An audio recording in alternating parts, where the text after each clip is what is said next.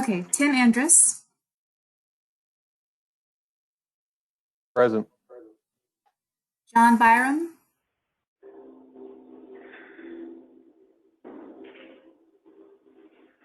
Kurt Campbell, Present.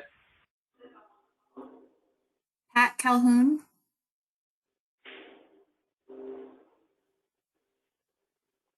Ray Chavez, Present. Alan Cockrell, Present. Will Connolly, Here. Charlie Here. Flatten,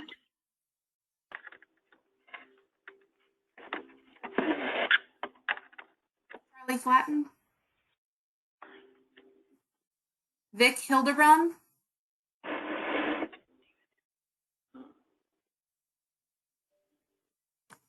Kevin Yannick,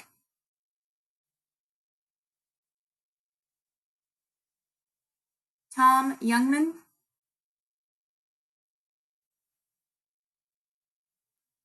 Russell Labus,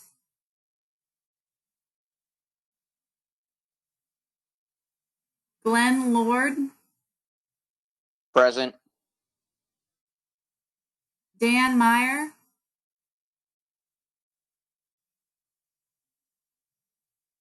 Gary Middleton,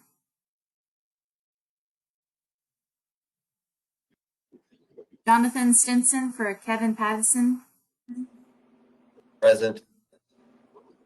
Ileana Pena, Present. Robert Puente, Present. Humberto Ramos,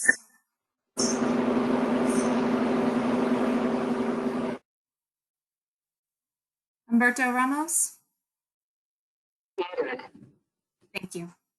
Steve Ramsey,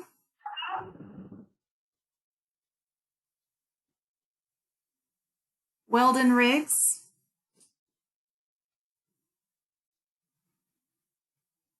Roland Ruiz,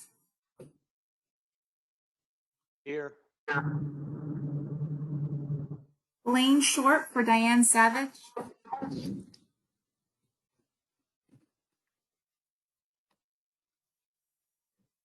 Suzanne Scott,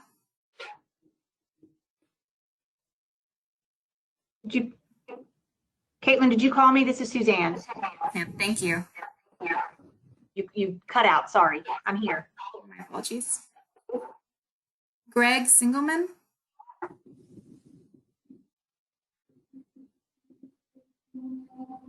Mitchell Sowards, Present.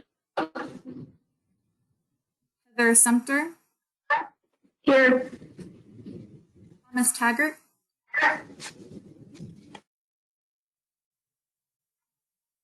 Ian Taylor, Ryan Kelso here on behalf of Ian Taylor. thank you. Diane Wasenich, Here. Adam Yablonsky, Here. thank you. Elizabeth McCoy, Here. Ronald Feisler, Ileana Delgado, Don McGee, Marty Kelly, Present. Joseph McDaniel,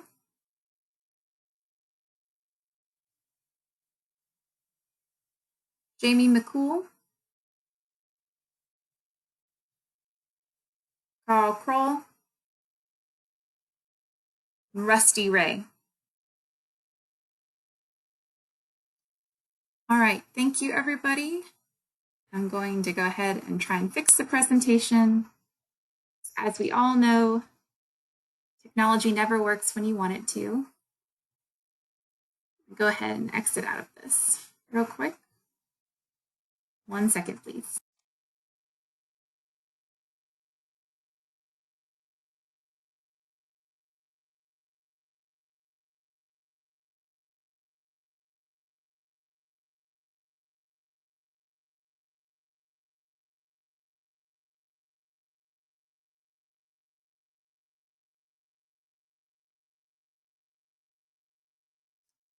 All right, my apologies for that, folks. We'll go ahead and take a look at public comment. I'm going to check and see if we have everybody. No one has requested to make a public comment, so we will go ahead and proceed to the rest of the agenda. Okay. Thank you, Caitlin. Welcome everyone to this important meeting of the South Central Texas Regional Water Planning Group.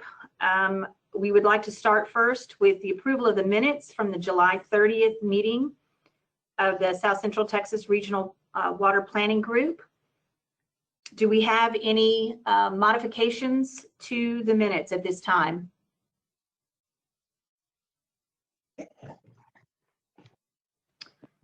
I am not hearing any, and I'm not certain if anybody else is seeing anybody requesting changes.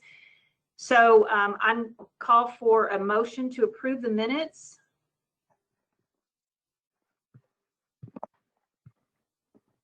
Glenn Lord, motion to approve. Thank you, Glenn. Can I have a second? Robert Puente, second. Robert Puente, second. Okay, all those, if you have an opposition to the approval of the minutes, please let us know. Otherwise, we'll assume they're adopted instead of everyone having to say aye. All right, thank y'all. Minutes are approved. Next, Scott Storment is going to give us a quick status update on the Edwards Aquifer Habitat Conservation Plan.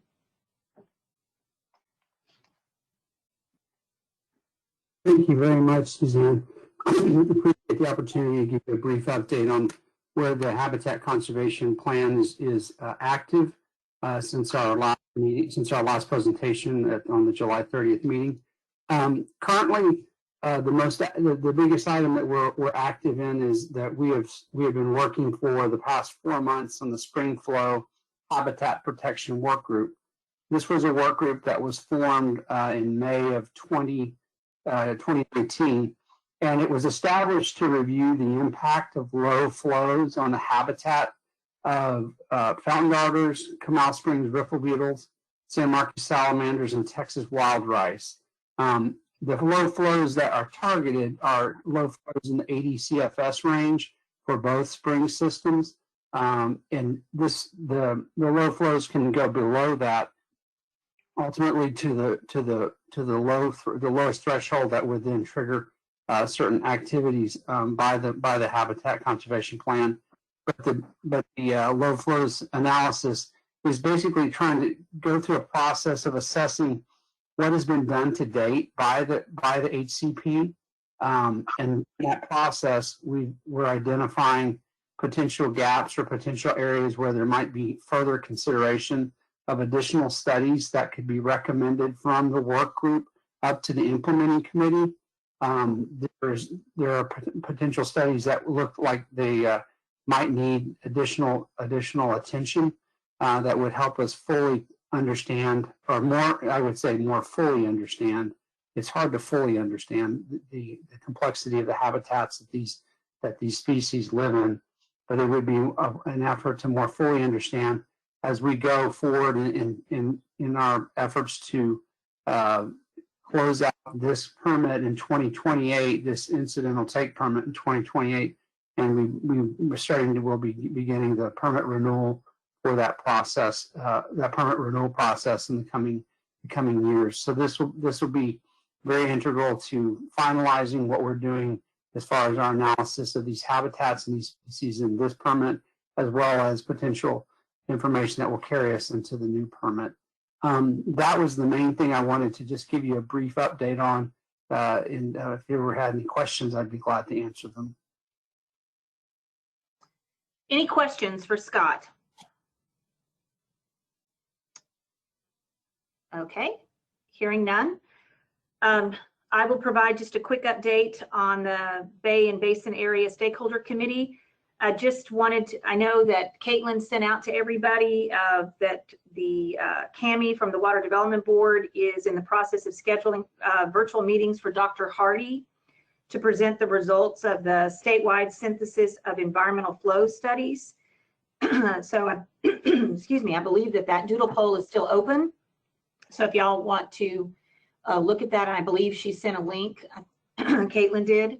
So hopefully that meeting will be scheduled soon. I think it's going to be either late November or early December, if I remember correctly. So please keep a lookout for that. There was also a presentation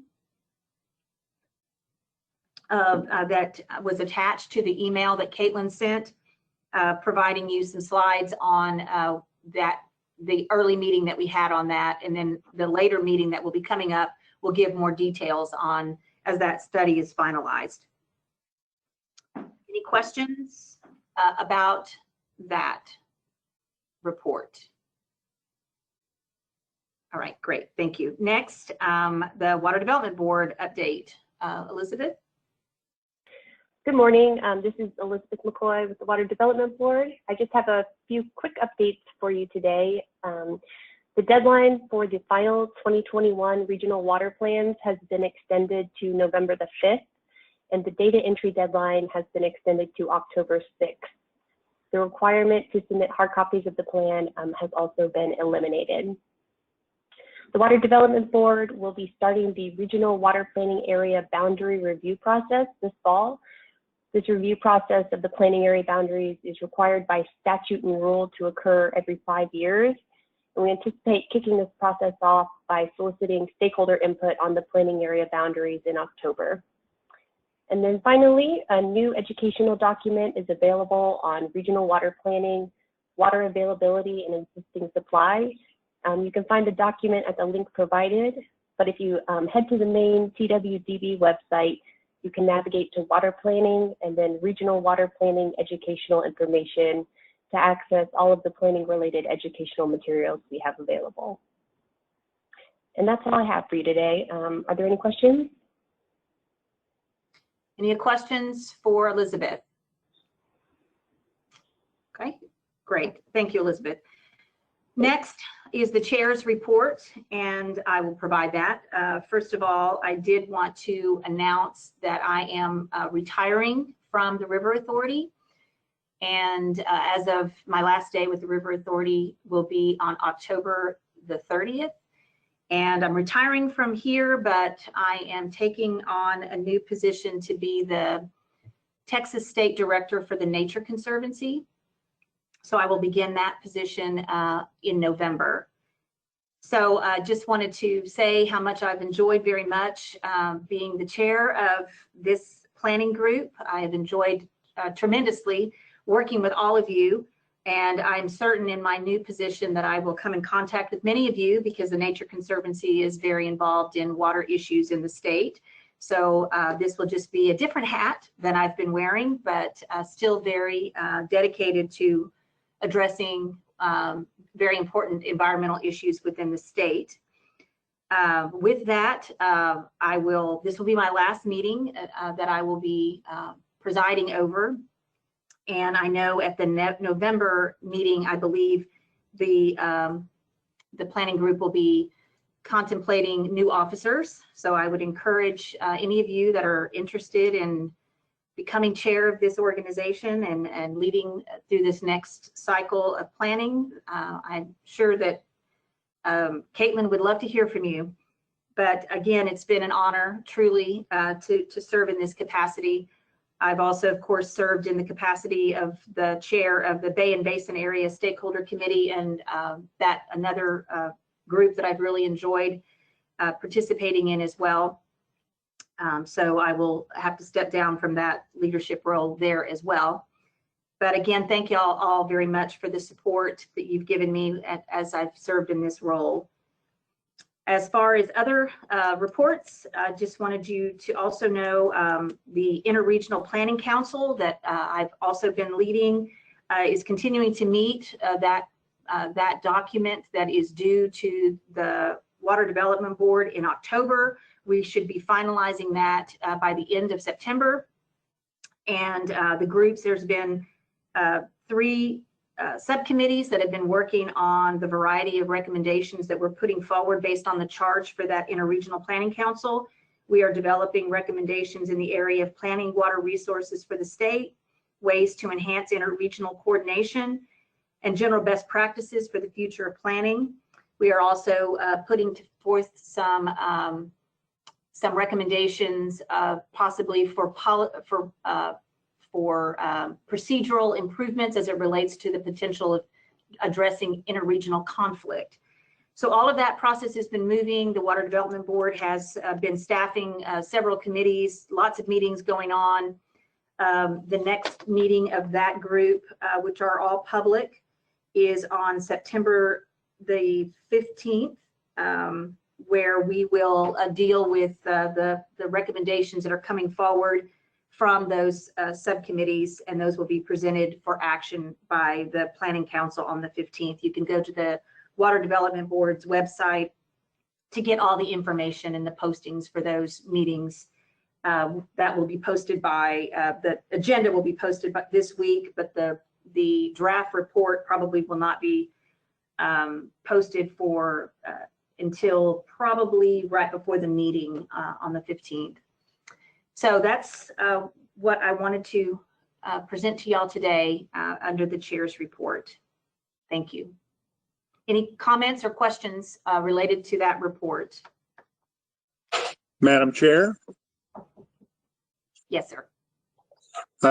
I just wanted, for the purpose of attendance, to indicate Tom Taggart joined. I had a slight go to meeting problem, but got logged back in. Oh, thank you, Tom. It's good to see you. Hear you, I said. And I want to thank you for, the service you provided. We didn't think that anyone had big enough feet to fill Khan's shoes, but I think you've done a wonderful job of it. Thank you, Tom. I appreciate that. It's been an honor, truly. Right. Moving on to the next item is discussion and appropriate action regarding the consultant's work and schedule.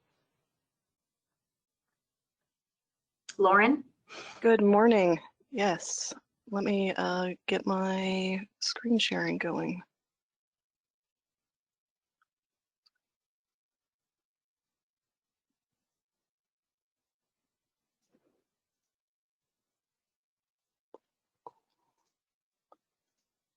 Okay, can you all see my screen? I think so. Okay. Yes, I see it. Yes. Okay, so the first item is discussing the schedule. This is an updated schedule. As Elizabeth McCoy mentioned, the deadline for the submittal of the Texas Water Development, or submittal of the final plan and the prioritization has been extended by about 3 weeks. It used to be October 14th in this bottom right-hand corner, and it's now November 5th. All of these other dates have remained the same.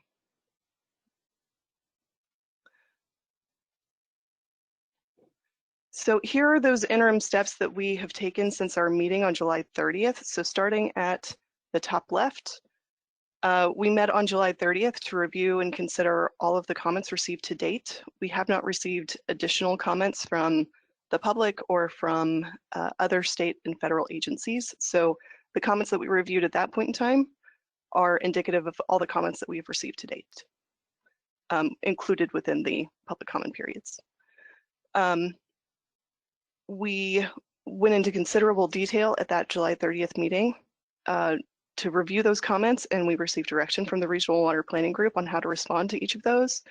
We have incorporated those comments and those revisions, and we provided the chapters to the revised chapters to the Regional Water Planning Group for your review and comment on Monday, August 17th. These were provided as separate individual chapters in redline strikeout text. And interspersed between all of these different interim steps, we have been in communication with the Texas Water Development Board to gain pre-approval on the various responses to the comments that as we prepared them. So we provided the draft on August 17th, and the deadline to receive comments from the Regional Water Planning Group on the August 17th draft of the plan was August 24th. We received one comment from the Regional Water Planning Group, and we will go into detail on that in the next agenda item. So since the August 24th, we have been reviewing the plan and revising it to make sure it's consistent with DB 22 and consistent among plan chapters, and that it's fully responsive to the Texas Water Development Board's comments. We've had to revise some of our proposed comments based on feedback from the Texas Water Development Board. And so next we will hopefully consider and adopt the plan today and the prioritization, and then submit the regional water plan and the prioritization to the Texas Water Development Board by this revised extended deadline of November 5th. And that concludes that agenda item. Okay, thank you, Lauren. The next item is discussion and appropriate action to adopt and submit the 2021 Regional Water Plan with the authorization of the consultant to make minor edits prior to its submittal to the Texas Water Development Board. Lauren. Yes, ma'am. I'd like to provide an overview of a few things that we'll discuss about the regional water plan. So the first off is I wanted to discuss quote major developments since our July 30th meeting. The second is to discuss the comment. It says comments, but the comment that we received on the August 17th draft regional water plan. And then the third is to discuss anticipated revisions to the plan. So any revisions that would occur from today's date until November 5th. So starting with that number one, major development since the July 30th meeting, there are three items I wanted to discuss. So 1A is the Texas Water Development Board's deadline extension. 1B is the hydrologic variance, and 1C is the implementation decade changes to water management strategies.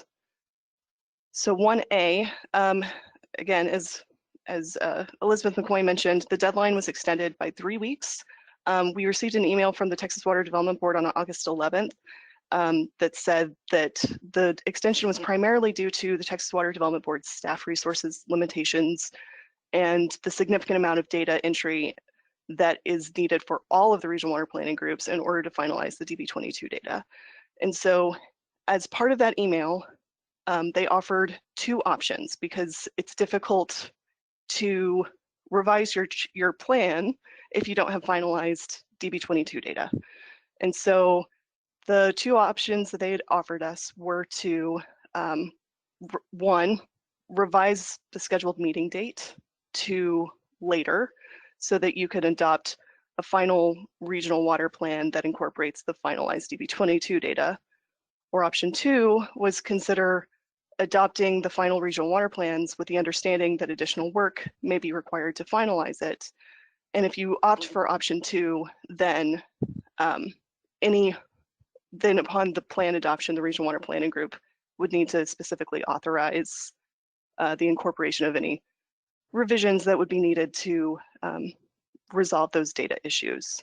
And so currently the schedule is set up so that we would pursue option two.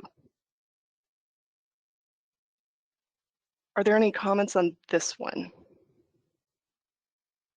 Are there any concerns about this option? I just want to make sure, as we've talked about this with Lauren and with the extension, the advice that I had given her was that if we are in a situation where today we can present a document, and I know all of you have had the opportunity to look at the draft that had been put out there for quite some time. And if we feel comfortable here today adopting the plan based on the information that she's going to give us, we wanted to go ahead and stick with the schedule that we had already put forth because everyone had it on their calendar. It didn't appear that there was going to be too much impact because she solved some of the issues that we're going to provide have the bigger concern. But obviously, if we go through this today and there are concerns, I think we can discuss later if we need to have another meeting in October to do the final adoption. But if we feel comfortable today, then we can take the action as it was initially proposed.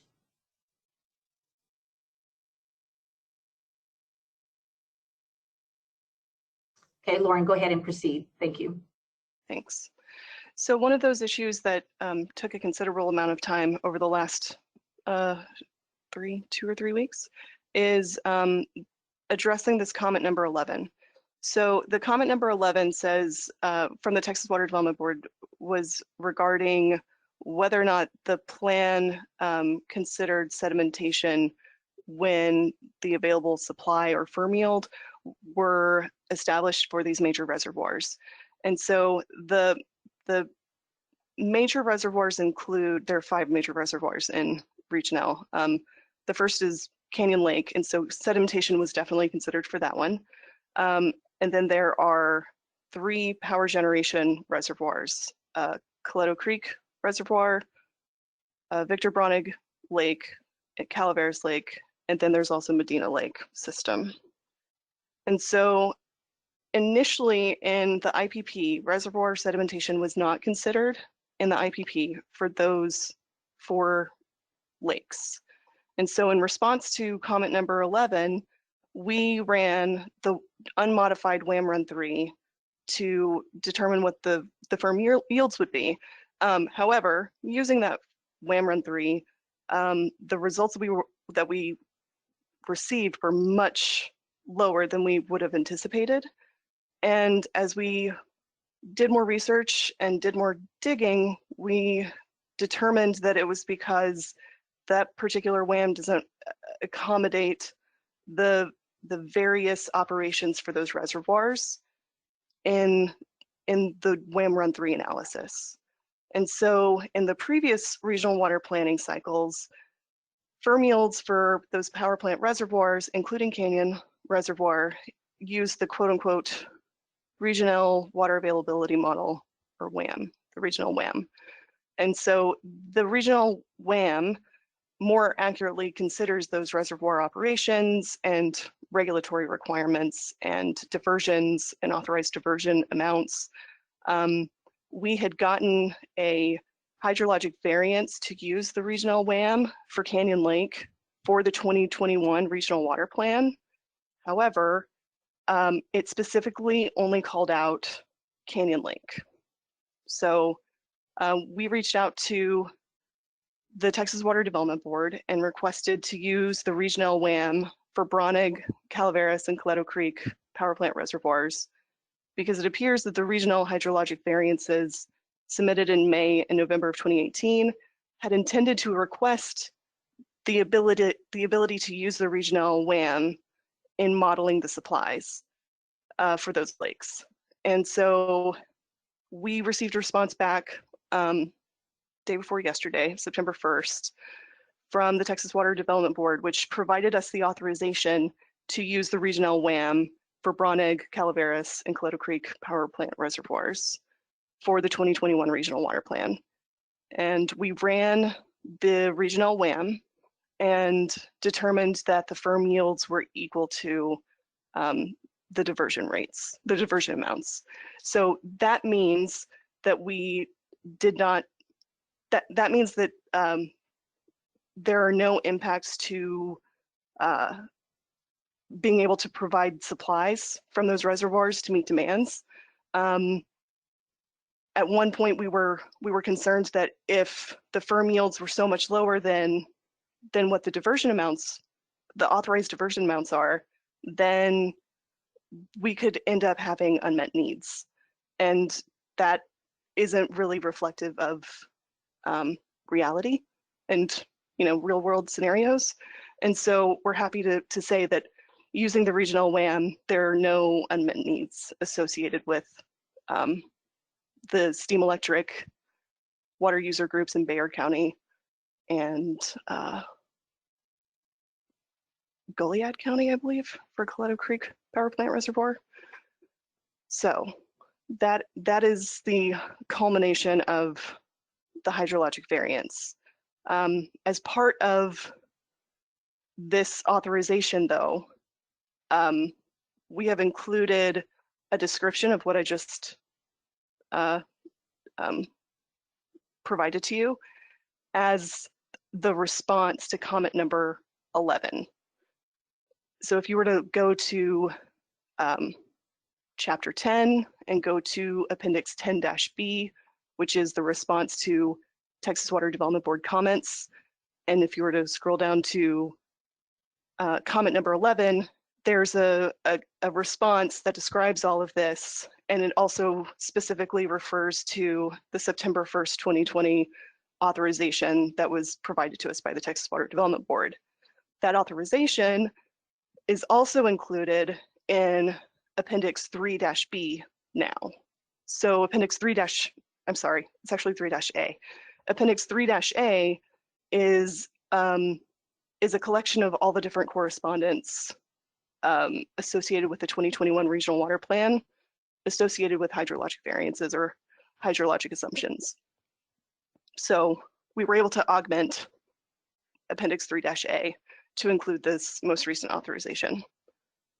And so because we just got this information from the Texas Water Development Board, got this authorization, we haven't been able to get this comment pre-approved yet. But that's one of the things that we'll need to do over the next coming days, weeks, before the final plan is submitted, to make sure that we're fully responding to comment number 11. Are there any questions on this hydrologic variance? Any questions from anyone on this particular item? Lauren, just one quick thing I was just going to ask is, and maybe I missed it, but when you listed all of the reservoirs impacted, you mentioned Medina Lake, but you didn't mention it here, that how that was resolved with the Region L WAM, or did I miss that? No, you didn't miss it. I apologize for not explaining that fully. So the Medina Lake system, the firm yield is 0. And so we're required to assess the Medina Lake system in terms, we're required to consider sedimentation for Medina Lake system. However, the WAM Run 3 would still be used for Medina Lake. Okay. Not the regional WAM. Okay. Okay, any other questions about this, or any concerns that anyone wants to express regarding the approach that has been taken here with these reservoirs? And I don't know if any of, I guess, Lauren, would you had consulted with CPS Energy and GBRA relative to those? I think Coletto is there, so yeah, pretty sure. Regarding how you did that, was there any communication with them? There was with GBRA, but I haven't reached out to CPS yet. And considering this doesn't negatively impact them, and it's just a continuation of their supplies from the previous plan, it won't have an impact on them, other than we can go to them and say, hey, it's confirmed, this is great. Okay. But I can definitely reach out too. I think Doris was on, I think I saw her earlier. I don't know if she's listening, if she would have a comment or not.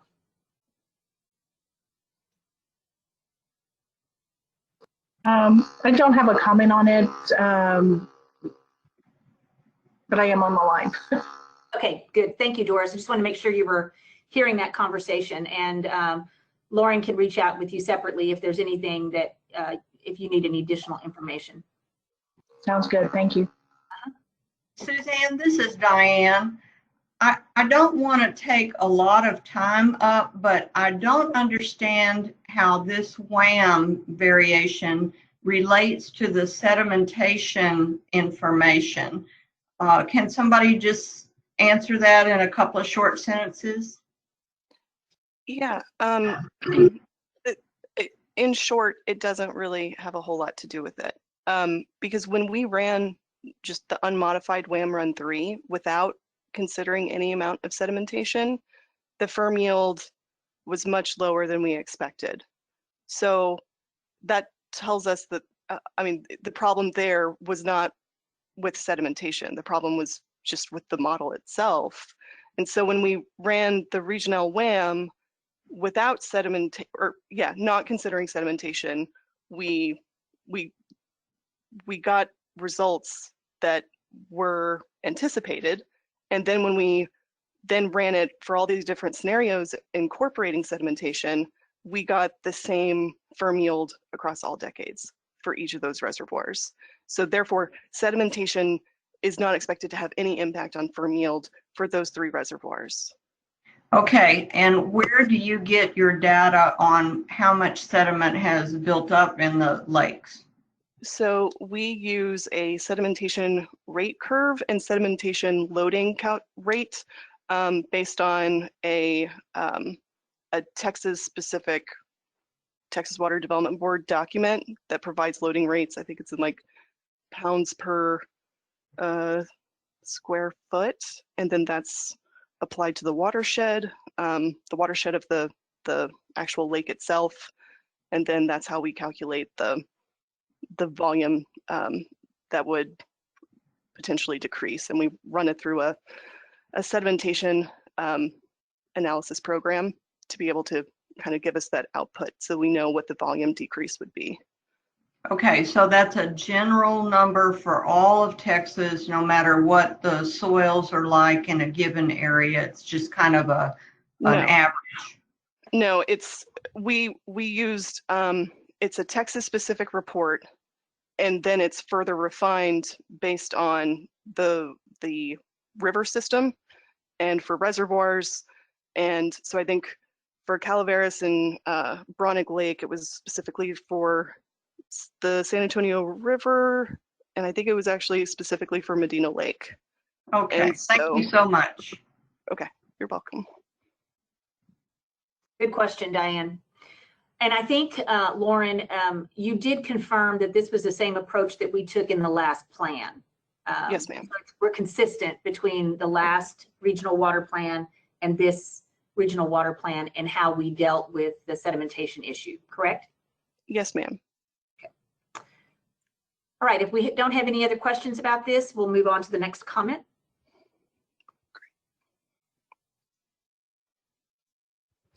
So the next item in that item 1 is the implementation decade changes to water management strategies.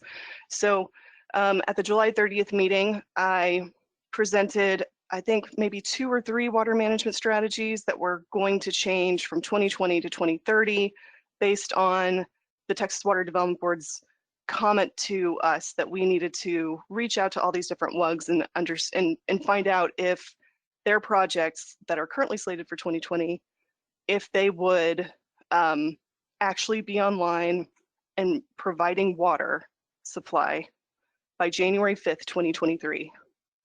And so we reached out to a bunch of different WUGs, and we had some entities gave us information and said, yes, please push the implementation decade from 2020 to 2030. Some of them we didn't hear from. Some of them they confirmed, yeah, we will have our project online by January 5th, 2023.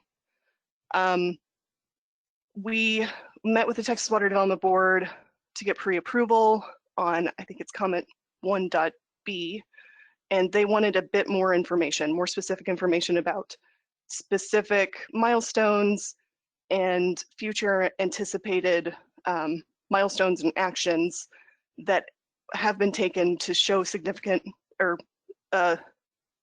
substantial progress toward implementing these water management strategies by January 5th, 2023. And so when we further reached out to additional WUGs, we received input that a few more of these water management strategies would slide. So here's a list of the water management strategies that are moving from 2020 to 2030. So it's the SAWS Facilities Expansion CPS Direct Recycling Pipeline, the SAWS Recycled Water Strategies Recycled Water Program, the GBRA Lower Basin New Appropriation Project, the GBRA Victoria County Steam Electric Project, the GBRA Facilities Expansion Hayes County Pipeline Project, and the Martindale WSC Alluvial Well. And so based on those water management strategies shifting to 2030, we then needed to do some reconfiguring of volumes to see, okay, are there some other WUGs or wholesale water providers that could provide water to the entities that were purchasing water or receiving water from these particular water management strategies so that we could overcome any unmet needs or satisfy any unmet needs. And so based on that information, there were 2 water management strategies that result in additional unmet needs and they're additional since the IPP.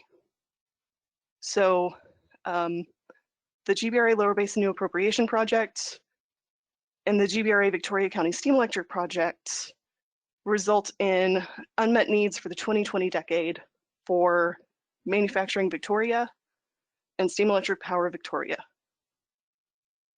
And it's just for the 2020 decade. And so GBRA still plans to, or anticipates having those 2 projects online by 2030, which means that they would be providing that water supply to these particular WUGs. And so that's why their unmet needs go to 0 for 2020 or 2030 through 2070.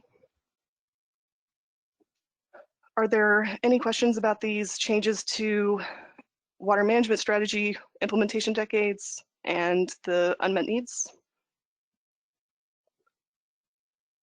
Any questions about this modification?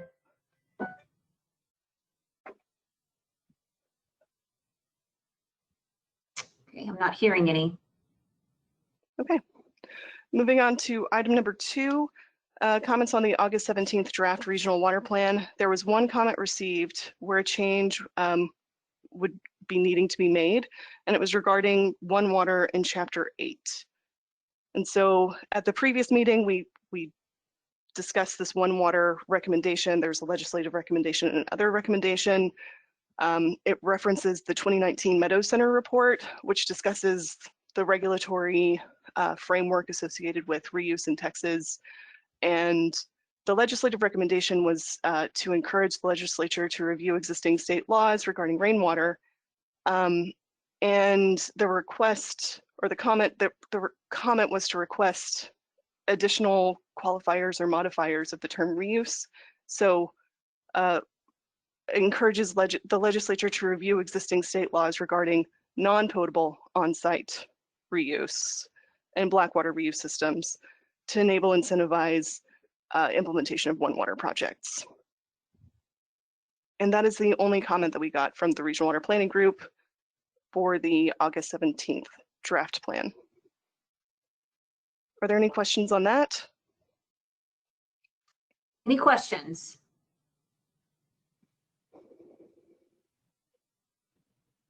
Okay. Okay. Not hearing any. And here's the final item to discuss for the discussion and appropriate action to adopt and submit the 2021 Regional Water Plan.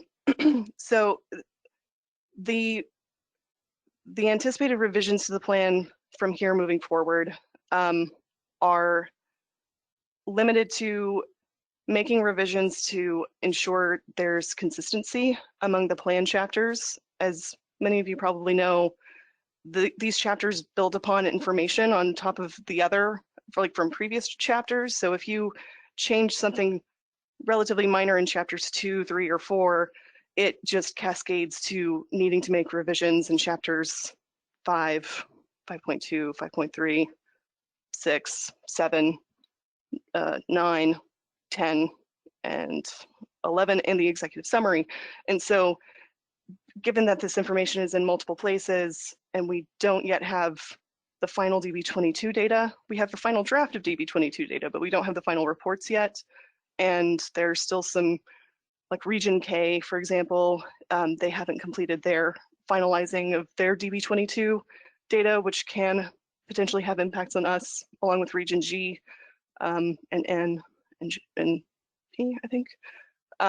So we will still need to make any minor revisions to make sure that there's consistency among the plan chapters and also consistency with DB22. Once we get the final DB22 reports, those will be added in Appendix 2-A.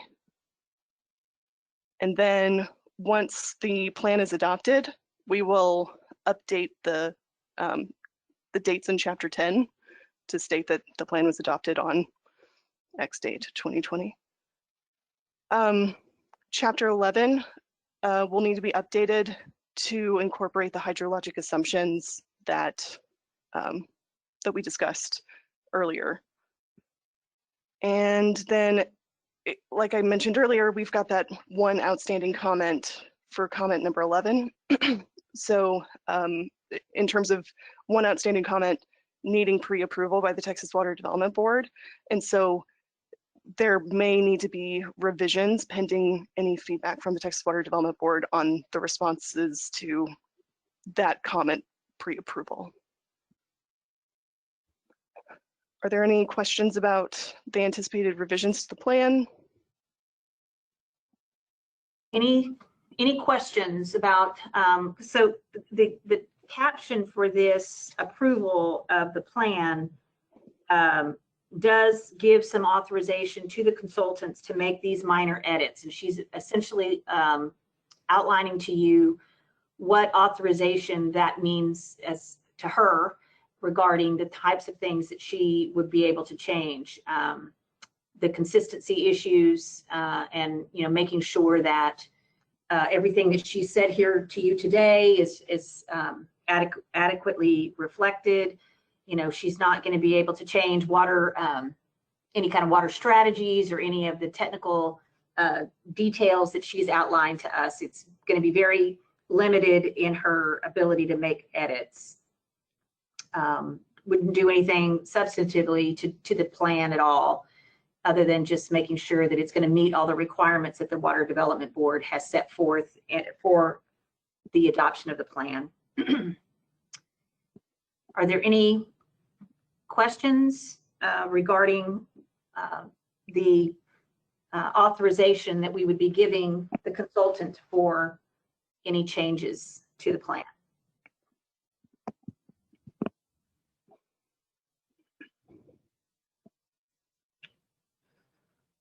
Okay. Did you have anything else on this, Lauren? No, ma'am. That concludes my portion of that agenda item. Okay.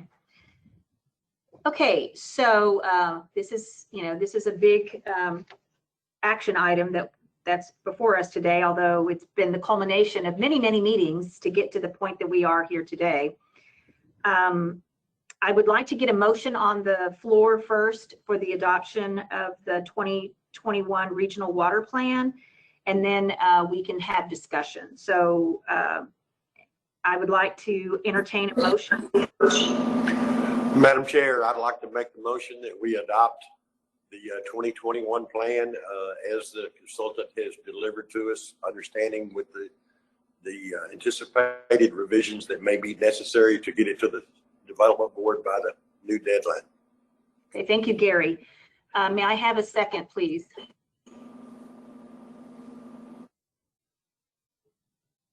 Madam Chair, it's Tom Taggart. I'll second. Okay, thank you, Tom. All right, now I would open up the floor for discussion, questions, discussion, comments, anything from the planning group. Just make sure that you identify yourself if you have a question.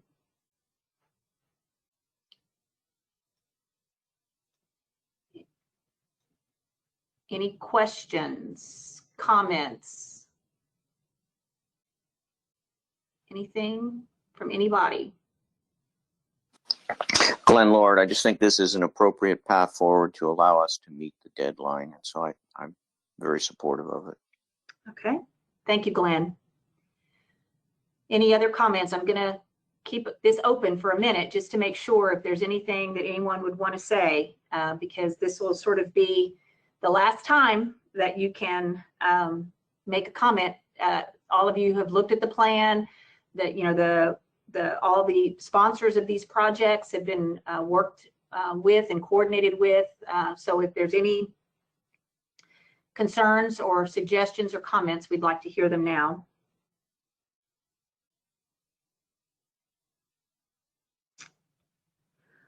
All right. I am not hearing any comments at this point. I think for the significance of this action, and I know it's Blaine, do you have a comment or just saw it. Okay.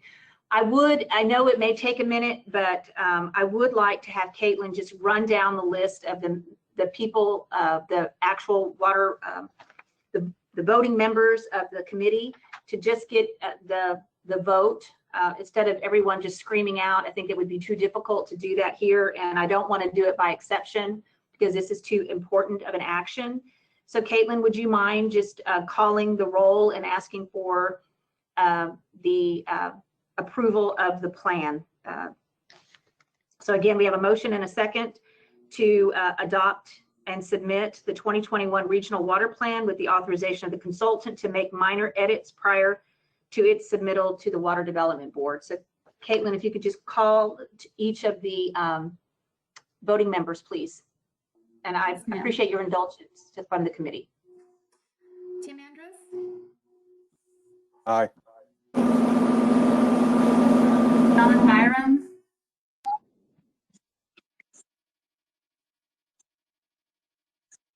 I'd like to ask that everybody would mute themselves until I call upon you, because we're getting a lot of feedback right now.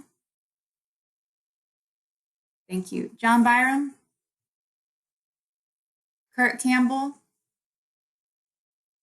Yes. Pat Calhoun,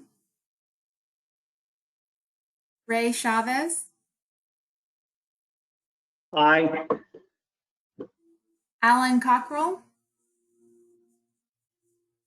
Aye. Will Connolly, Yes. Charlie Flatten, Vic Hildebrand, Kevin Yannick, Tom Youngman, Russell Labus, Aye. Glenn Lord, Support. Dan Meyer, Gary Middleton, Aye. Jonathan Stinson on behalf of Kevin Pattison, Aye. Ileana Pena, Aye. Robert Puente, Aye. Humberto Ramos, Steve Ramsey, Weldon Riggs, Yes. Roland Ruiz, Aye. Sharp on behalf of Diane Savage,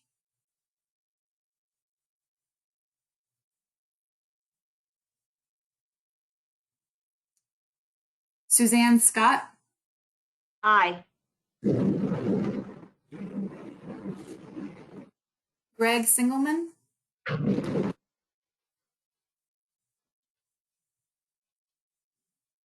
Mitchell Sowards, Aye.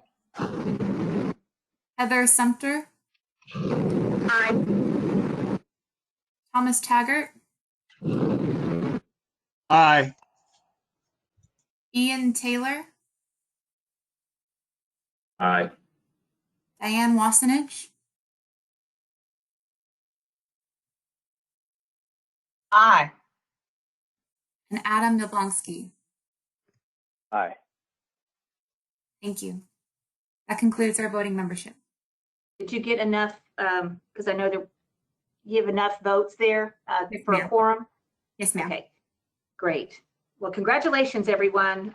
Good work, and I know it's a long time in coming.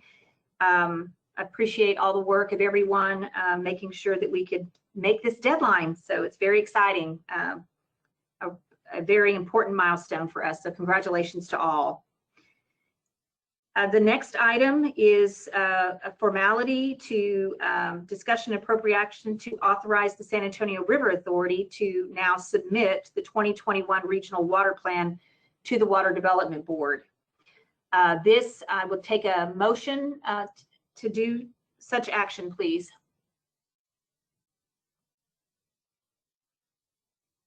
I have a motion? Suzanne? Yes. This is Weldon Riggs. Would submit a motion for this approval for the action to authorize the San Antonio River Authority to submit their water plan to the Texas Water Development Board. Thank you, Weldon. Do I have a second? I'll second it, Madam Chair. Gary Middleton. Okay, thank you, Gary. With this action, again, I will do this by exception only. So well, first of all, if there's any discussion regarding the submittal by the River Authority of this plan. Hearing none, is there any opposition to authorizing the River Authority to submit the plan that we just approved? All right, hearing none, then the River Authority is authorized to submit the regional water plan to the Water Development Board. Next item is, of course, the companion action that we need to take for the submittal, which is the discussion and appropriate action to adopt the 2021 Regional Water Plan project prioritization. Lauren. Thank you. So the project prioritization, as you all know, has several criteria that are based on DB22 data. And so any changes to DB22 data, like the costs, the unit costs, or implementation decade, would result in the need to update the prioritization. And so while the agenda item does not include the authorization for the consultant to make minor edits to the prioritization prior to its submittal to the Texas Water Development Board, I would like to request the ability to do so with the understanding that we will contact a water management strategy project sponsor if there are revisions to the project prioritization that would change significantly. And that would be specifically for projects that are to be implemented before 2050, just to sort of narrow it down. I don't anticipate significant changes to the prioritization, but I just want the ability to make those changes so that the prioritization and the regional water plan are consistent. Okay, are you going to go through the document at all at this point, or because I know you sent it out? I wasn't planning to, but I can certainly pull it up and review that if you'd like. Okay, did everyone get the link to the, I guess I should ask, did anyone not see the final prioritization that she put forward that was sent out a link to? I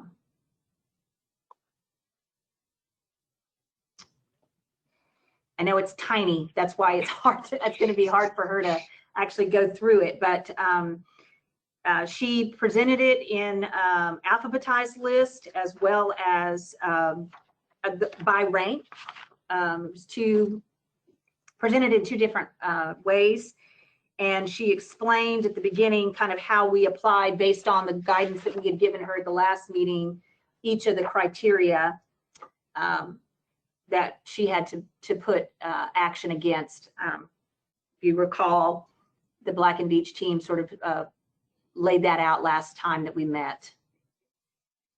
So any questions about the approach that she took regarding the prioritization?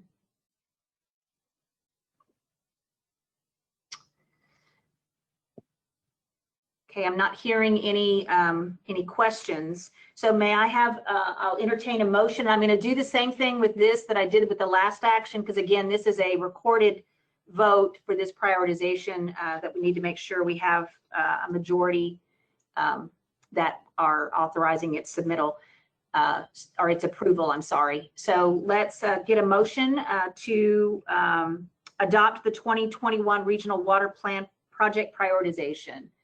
Entertain a motion.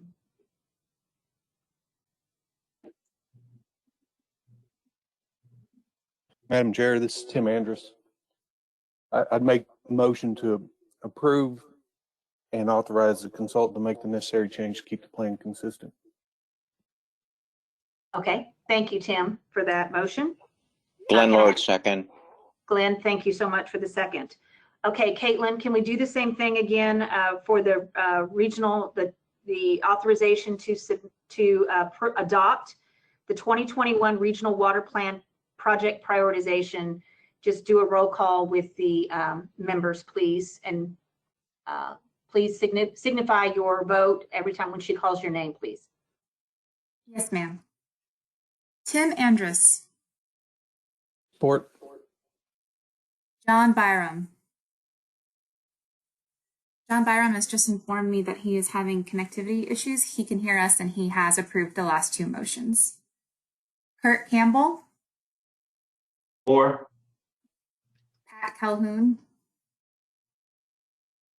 Ray Chavez, Four. Alan Cockrell, Aye. Will Connolly, Aye. Charlie Flatten, Vic Hildebrand, Kevin Yannick, Tom Youngman, Russell Labus, Aye. Glenn Lord, Aye. Dan Meyer, Gary Middleton, In favor? Jonathan Stinson for Kevin Pattison, Aye. Ileana Pena, Aye. Robert Puente, Aye. Humberto Ramos, Steve Ramsey, Weldon Riggs, Support it. Roland Ruiz, Aye. Lane Short for Diane Savage, Aye. Suzanne Scott, Aye. Greg Singelman, Mitchell Sowards, Aye. Heather Sumter, Aye. Thomas Taggart, Aye. Ian Taylor, Ryan Kelso on behalf of Ian Taylor. Aye. Diane Wassenich, Aye. and Adam Yablonsky. Aye. Thank you. A quorum has been reached, Madam Chair. Thank you, Caitlin. Well, congratulations again. That is another milestone for the adoption of the 2021 Regional Water Plan and its prioritization. So appreciate that. So next, we have to authorize discussion appropriate action to authorize the River Authority to submit the 2021 Regional Water Plan project prioritization to the Water Development Board. I would entertain a motion to give that direction. So moved, Tom Taggart. Second, Gary Middleton. Thank you, Gary. All right, again, we will do this just by exception. Is there anybody that opposes the authorization of the River Authority to submit the project prioritization to the Water Development Board?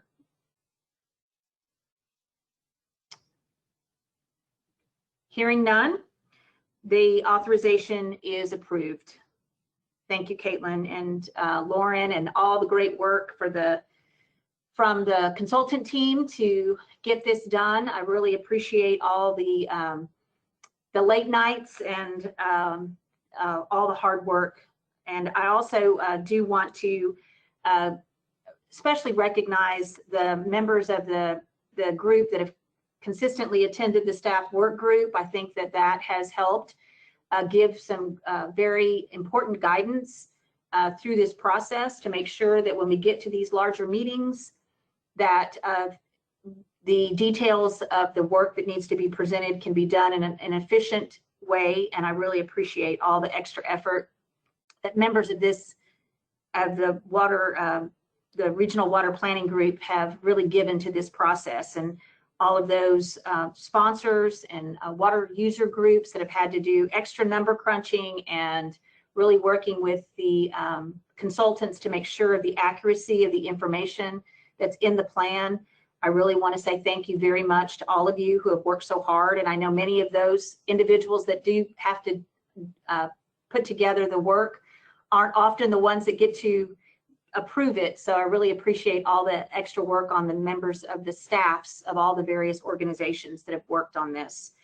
So again, congratulations to everyone. This is a big effort and a very important one for the state of Texas and our region. Lauren, do you have any closing remarks on these two items that you would like to state before we move on? I appreciate all of your input and all of your engagement. And on behalf of the entire Black & Veatch consultant team, we thank you for this opportunity to work with you all. And we hope that we cross paths in the future. Thanks. All right, any other comments from anybody on the group before we move on? Okay, next, we would like to, I think Caitlin's going to talk about the administrator review of voting membership terms that are expiring in 2021, and then a discussion of the election of officers at the November 5th Regional Water Planning meeting. Again, I've enjoyed very much serving in the role as the chair of this Regional Water Planning Group. I hope that someone will step forward and express their desire to be considered for an officer, particularly the chair of this planning group going forward. Caitlin, I'll turn the floor over to you. Thank you, Madam Chair. I'm going to go through quickly just our bylaws, talking about the terms served by voting members. A few of the voting members who will be, their terms will be expiring in August of next year. I just wanted to give everybody ample warning since the nomination process can take a little bit of time. We'll talk about that in just a little bit, and then we'll talk a little bit more about the executive officers process. So as you can see here, in our bylaws, it states that terms of the office for voting members shall be 5 years unless these members have been appointed by groundwater management areas. And a few members, your terms will be up in August of 2021. I know this is a long time in advance. I just wanted to get this on your radars. I will be sending out to these members the nomination form that talks about what is required. And then moving on next year, we will go forward with this process. It's just something for everyone to consider if they would like to re-up their membership, their term for the next cycle, just to get it on y'all's radar. If you have any specific questions about what the process will be like, please reach out to me and we will have that discussion. This is the nomination process. Nominators will provide information regarding the nominee's current employer and provide a description of the nominee's experience that qualifies him or her for the position in the interest group being sought to represent. So there is a list of all of these interest groups in the Texas Administrative Code. And as you can see here, these are the interest categories whose terms will be expiring. So please take a look at this. Once again, if you would like to re-up your membership, or if you know someone else who would like to be nominated, please reach out to me so we can have a chat about it. Regarding officers, voting members shall elect the voting membership of a chair, vice chair, and secretary to serve as officers. Each of these officers shall serve a term of 1 calendar year. These nominations shall be made on the floor by voting members. The voting members shall elect officers from among the nominees by consensus or by affirmative vote of the majority of the voting membership. So this will be happening at the November 5th meeting. This is just something for everybody to start thinking about, mulling over if they know someone who would like to be an officer, if they themselves would like to be an officer. I'd like to echo Suzanne and encourage everyone to reach out to me. And if you're interested in being a chair, definitely reach out to Suzanne. We can have a conversation about what these positions look like and what is entailed. Does anybody have any questions so far? Any questions? I would like to understand what the deadlines are for submitting nominations. Nominations have to be submitted at least 45 days before the meeting. For membership terms, so for voting members, but for elections, for officers, this will be nominated on the floor of the November 5th meeting. Thank you. Mm-hmm. So Caitlin, then when would you have the call for nominations for the August expirations? When would that be done? I'm going to send that out for the January meeting to give everybody as much time as possible to contact their employers and get their nominee information ready, but we won't need that information until later on in the year. These are just things that I wanted to get on everybody's radar so they can kind of prepare that information and see if they would like to continue serving. And I guess, Caitlin, as it relates, we still have that small business vacancy. Right. Would the regional planning group have to make a decision as to any shifts in the representation of various groups? Because I know we've sometimes shifted around as to, what type of, if they wanted more municipalities or more water districts, that sort of thing. Or would we just go out with the small business vacancy as it is? I know that there is a list of requirements from the Texas Administrative Code. I don't know if this can be edited off the top of my head. Elizabeth, if you are here, do you think you could comment on this? Hey, Caitlin. I am trying to look that up right now, and I can see if I can find it really quick, because there are some required categories, and I'm not sure, because you guys already do have one small business representative. You just have an additional vacancy. Is that correct? Yes. Mitchell is representing small business currently. So the rules require that you should have one representative of each of the following categories, and that includes small business. So I believe if you have at least one representative of small business already, then you are meeting that requirement.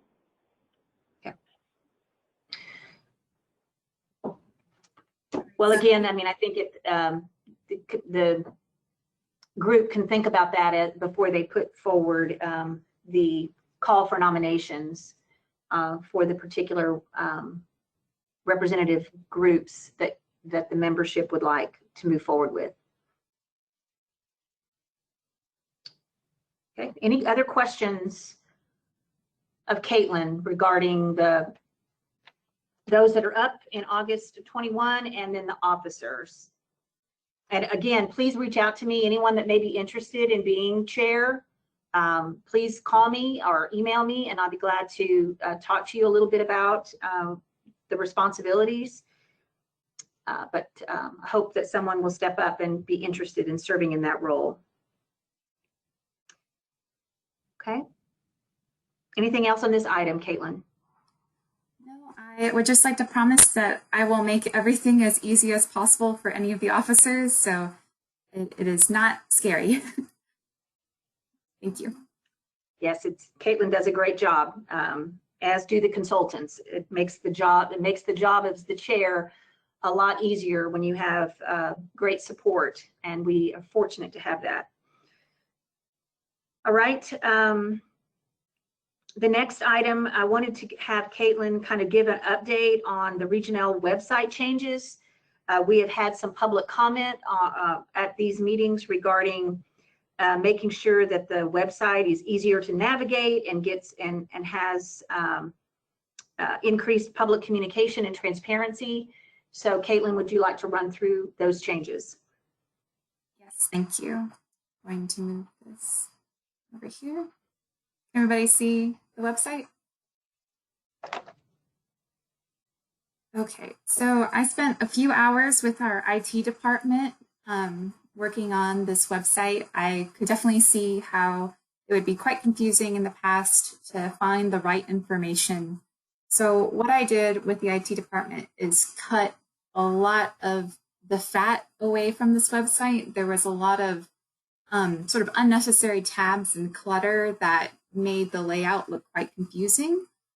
So when we simplified the number of tabs that are available, and it talks about just really crucial things that are important to the planning process for the current cycle. So this is the home page. There used to be like 7 tabs right here that didn't have a ton of information on the left side that had to do with the current process, and we got rid of those. Over here with the calendar, I've fixed the calendar. It used to be showing 2018. We have the correct information, and this will be updated with the current meeting information for every single upcoming meeting we have in the calendar year. Down here, this takes you directly to the 2021 planning cycle information. You can look at the 5th cycle, and it talks about the planning process, which goes into the Texas Water Development Board's information on how the planning process works. The contact information, we have that updated with my contact information, so this will go directly to me. The email as well was an incorrect email that was just bouncing around before. We have fixed that, and that will go directly to me. All current public notices for upcoming meetings will be posted right here on the front page, and there's a clickable link so everybody can join the meeting right away as soon as they go to this web page. Up here in the 5th cycle, it has for every single year in our 5th cycle, if you go to the meeting materials page, it has the location and time of every single meeting that we're having, even the staff work group meeting. It has the agenda packet, and meeting minutes. We have the recording placed on here as well. For the IPP, they have the hearing presentation and recording so they can review that if they wish. And down here, we switched to virtual meetings, and I have implemented that in here as well. These are updated every single time new dates and new meetings are had. We go to the history, it has the previous cycles, so everyone is able to see past plans, and you can compare them and see how they have progressed into the future. We have here members that talk about executive committee, voting membership, and the regions that they, interest areas that they represent. Contact us. Once again, this goes directly to me if anyone has any questions about Regional or the planning process. And here we have the planning process presented by the Texas Water Development Board. All the really key information and important information to both get to our meetings and to understand where the process is going. Do I have any questions on this? Any questions? I think it looks good. I do think it's cleaner, and I really appreciate the public comment that we've gotten on this, because again, sometimes when you're too close to it, you don't realize how cumbersome some of these websites can get over time as they've been, just built on over time, and really not taking a holistic look at it. And I think that Caitlin has done that, and hopefully this will be responsive to the public request to improve the navigation on this site. Any comments or questions on this? All right. Thank you, Caitlin. Next item, Caitlin, do you want to go through the possible agenda items for the November meeting? And because we've obviously done the adoption that was necessary for the submittal of the plan and the project prioritization, we won't need to have another meeting in October. So the next meeting will be November 5th. And Caitlin, do you want to run through what you have so far that would be on that agenda? Yes, ma'am. So the November meeting is going to be quite administratively focused. In fact, all administratively focused. So there's going to be a lot that we have to do. We're going to be authorizing the administrator to execute a new interlocal agreement for funding the Region L administrative cost for the next calendar years. We are going to designate a political subdivision to administer Region L for the 6th cycle. We will be authorizing the River Authority, if we are granted again the designation of political subdivision, provide public notice and submit a grant application to the Texas Water Development Board. We will also be authorizing the San Antonio River Authority to issue a request for proposal to procure professional services for the 6th cycle. We'll be electing officers for the next calendar year. There will be discussion and appropriate action regarding Region L liaison nominations, so I hope that y'all are keeping that in mind as well. And we are going to set the schedule for the calendar year for the 2021 meetings. If there are any additions that anyone would like to make, please let me know. Or Elizabeth, if you think that we should add anything, please let me know.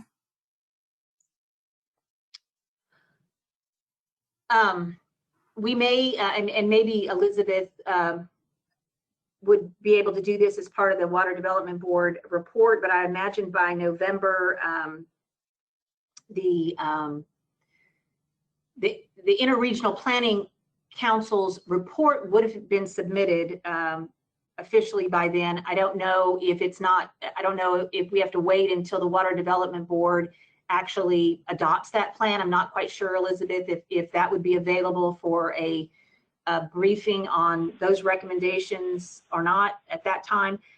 But there was also one other thing that the Water Development Board has done, I think, on the IPP, and maybe will also do on the final adopted plans, is trying to bring together all of the various recommendations in the Chapter 8 as it relates to any kind of legislative recommendations coming forward as we prepare. As y'all know, a legislative session begins in 2021. So they're trying to kind of bring together all the various regions' suggestions for legislative issues moving forward. And that culmination of all of those recommendations, sometimes there's something that comes out of that the Water Development Board would then be pushing forward as it relates to their legislative agenda for next year. So at some point in time, I don't know, Elizabeth, what the right time would be, but given that the legislative session would be beginning in 2021, some idea of any actions that would potentially be requested as it related to support for the regional water planning process moving forward. Sure, I'd be happy to give an update on whatever information we have available on that at the next meeting. Perfect. Thank you. Anything else? And then if y'all just, as Caitlin briefed last time, these liaisons with the other regions is a requirement that we must have these liaisons appointed. So if anyone is interested in serving as a liaison for the other regions, please reach out to Caitlin and let her know. I suspect between now and the meeting in November, she'll probably start reaching out to members of this planning group to try to see if anyone could step up and participate. Typically, as we've had liaisons from other groups come to our meetings, the requirement would be to stay in touch with what's happening in these other regions. And then if there's anything that is coming up, particularly at the other regions, that it would be very important for Region L to know about. This is going to be one of the recommendations from the Interregional Planning Council, is to really stress the roles of these liaisons, because the sooner communications can start as we embark on the next cycle, to understand if there are going to be any coordination or conflict issues that could potentially arise in these other regions, it would be important to identify it sooner rather than later. So the roles of these liaisons are important, and would So if anyone has any interest in those, please let Caitlin know. Okay. Anything else? Madam Chair, this is Mitch Sowards. Yes. My recollection is that you already have some volunteers for some of those regions. Perhaps Caitlin can call out the regions where she still has no volunteers. Oh, okay. Absolutely. The regions where I have no volunteers are J, K, M, and P. Okay.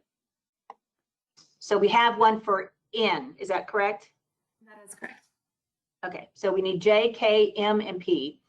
And again, Caitlin can give you information. I mean, obviously you can look at the maps and determine where, where those regions are. And if you're wondering where they normally meet, I mean, obviously we don't know going into the next year, even at this point in November, we're not even certain if this will continue to be remote meetings or virtual meetings like this one, or if we'll be starting to meet in person again. I mean, a lot of that's going to depend upon if the governor is still going to allow for meetings like this to be conducted virtually as he has up to this point. But going forward through this next planning cycle, I suspect that in-person meetings will begin. And so if Caitlin, if you have information about where these other regions have their meetings, that could also be helpful in getting those volunteers to help serve in those liaison roles, because they may have to travel to those meetings to participate in the future. Absolutely. All this information can be found on the Texas Water Development Board website. But if you have something specific in mind, a specific region, please reach out to me and I will connect you with members from that region. Okay. All right. Looks like we've concluded that item. It's going to be a busy meeting in November. Right. The last item on the agenda is public comment. Anybody signed up for public comment? We do not have anyone signed up for public comment. I would like to give it a minute just to see if anyone would like to unmute themselves and speak right now.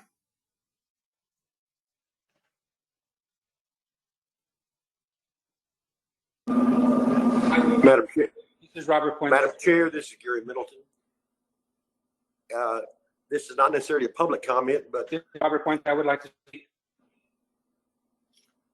I would like to thank Suzanne for all the work she's done as our chairman. I think she's done an outstanding job, and we appreciate the effort that she has put forth in all the things she's done on behalf of the state of Texas and our region in water planning and conservation and other things. And so I personally want to thank her for the exceptional work she's done on our issues and represented Region L with integrity and done a great job. Thank you very much, Suzanne. Thank you, Gary. I appreciate that. Robert, did you have something to say? I'm sorry, got cut off. Yeah, I wanted to say nice things about you, Suzanne. Oh, well then speak up. He beat me to it. In all seriousness, when you have a great chairperson and you tend to forget about them, that means because the subsequent person was so good at their job. And I'm talking about you and Con. Originally, we had Con Mims, did a great job for us to get us off the ground. You have picked up the mantle and moved it forward. You've done a great job. I appreciate serving under you on this group. And I know you'll do great things in your new endeavor. Thank you, Robert. I appreciate that. Well, it's truly been an honor. I really have enjoyed very much getting to know all of you. I've learned so much in this role regarding, water planning and the management of these very vital resources within our state. And I'm constantly amazed by all the members of this group and how much knowledge they bring to these meetings. And y'all just are amazing people that care so much about the organizations that you work for and the constituents that you serve. And I just want to again say thank you so much for the opportunity to lead this group And I'm very, very proud of the work that we've done to complete our task of submitting the 2021 Regional Water Plan. And again, thank you. Well, with that, I believe we are adjourned. So again, congratulations to everyone for this major milestone, and thanks to all the consultants and staff that have worked so hard to make this happen. Congratulations to all.